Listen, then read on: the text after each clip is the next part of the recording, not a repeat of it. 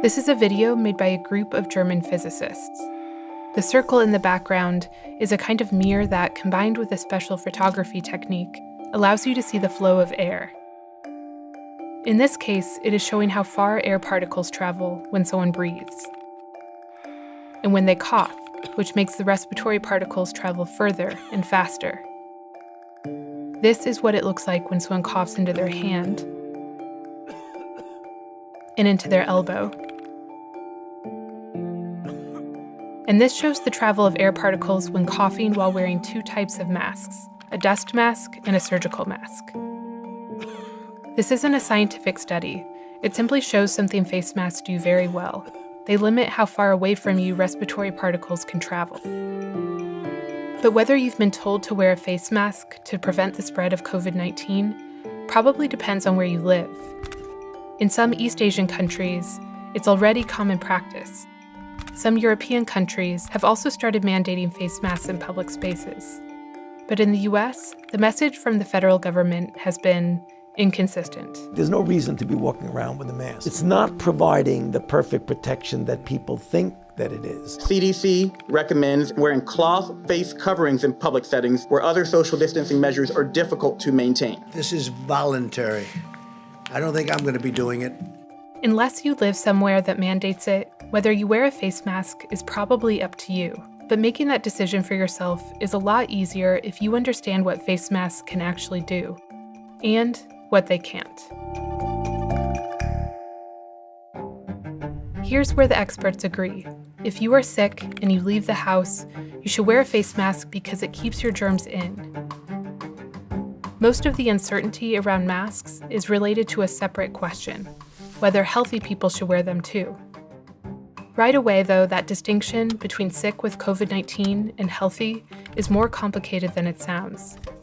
People who catch COVID-19 don't feel symptoms for 5 to 6 days on average, and even up to 14 days, but are contagious before that.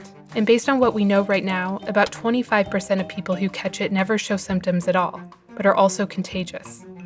In other words, especially with COVID-19, feeling healthy doesn't necessarily mean you don't have it. I think we should all be acting and also all assume that we're infected. Shan So Lin is an expert on global public health, and Robert Hecht is a professor of clinical epidemiology. And they say the possibility of being asymptomatic is one of the best cases for universal mask wearing. Those who are actually infected and don't know it are showing almost no symptoms. It's not maybe even primarily for their own health. It's for the health of their family and neighbors. But let's say you definitely 100% do not have the virus. The first thing you need to know is that no mask can actually guarantee that you won't get it. Instead, the best way to think about face masks is as part of a larger set of protective measures, along with social distancing and hand washing.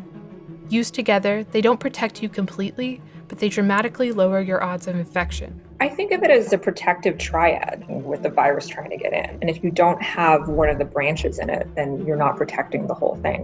And if you didn't have a mask, could you do better with social distancing, hand washing? Sure, but having all three is really, really important.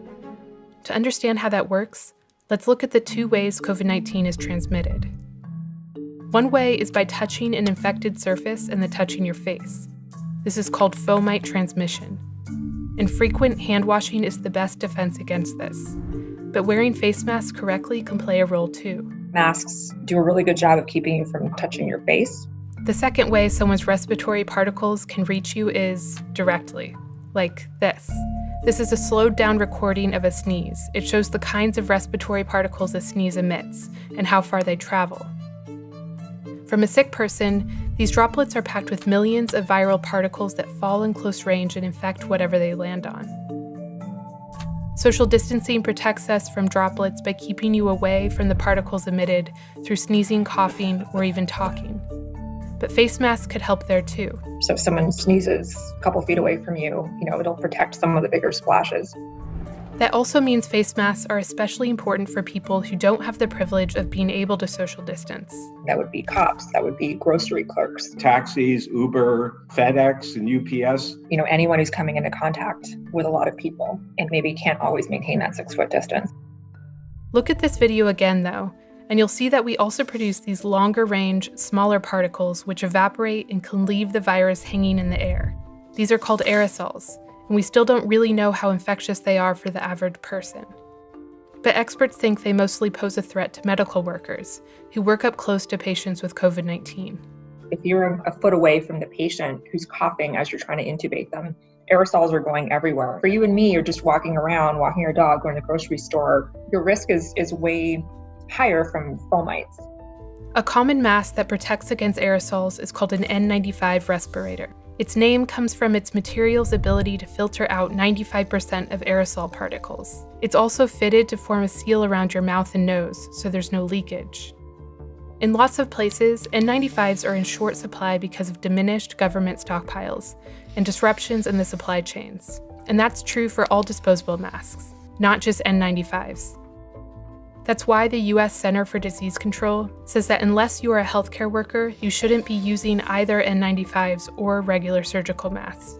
They are needed in hospitals, and the level of protection most people need can come from a simple cloth mask. The CDC recommends any kind of tightly woven cotton for the mask, or even a t-shirt. You can make them by consulting the countless internet tutorials out there, or buy them from the many vendors who manufacture them. But they only work if you wear them correctly. So what kind of masks are you wearing? Do you have them handy? Could you show us? We thought you might ask. We thought you might ask. This is all it takes to put it on. Just grab it by the loops. Keep your hands off the central part. Put it over your nose and mouth. Loop it around the ears. Be careful not to touch it when you're outside. Keep your hands away from your face. When you come back in after walking the dog or doing the groceries, do the same thing in reverse. Put it off to the side. Don't start playing with it. And then just at the end of the day, pop it in the washer. You wash it every day? I wash them every night. And, even if you don't have a washer, you can hand wash them every night. They're very small and they'll be dry by the next morning. So if people can have a couple, it would be better. But if you only have one, then just wash it at night. Face masks highlight something important in the fight against COVID-19, that it isn't always about protecting yourself. It's about protecting the people around you. And if everyone is doing it, we all protect each other. There's a visual messaging that comes from wearing a mask, a reminder to everybody that we're not in normal times now. Everyone needs to be doing everything they can to protect themselves and other people.